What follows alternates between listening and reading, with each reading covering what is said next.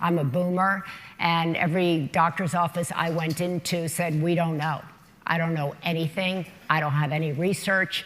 I can't guide you. I can tell you what I think, but there's nothing here to back up what I'm saying. And that's unacceptable. It's just unacceptable.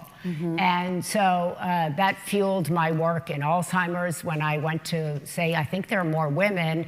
And they're like, no, it's just because women live longer. And I'm like, I'm not going to accept that. And then we spent 2 years in the field reporting that, in fact, Alzheimer's did disproportionately impact women.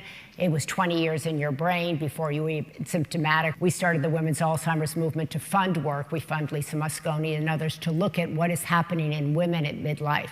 But it was not accepting the story as it was being told, right? And I think then also finding out, well, there wasn't any research for women in Alzheimer's. There wasn't any research for women, period. So we didn't know why women were 2/3 of those with Alzheimer's. We didn't know why women were the majority of people having depression. We didn't know anything about endometriosis. Why should women be on the pill? What's the impact on the brain of being on the pill for that long? What are the rising rates of infertility? Why are women postmenopausal in such frail health? But this is a deeply political issue.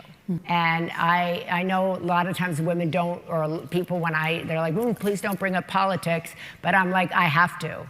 Because this is, it's interesting because when we went to do the White House initiative, they're like, well, I don't know if we should call it the Women's Health and Research Initiative. And I'm like, what?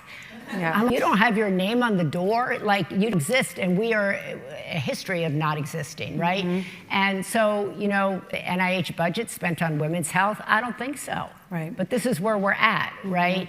And so I think that we have to vote for people who want to invest in women's health and research across the board at every decade, right?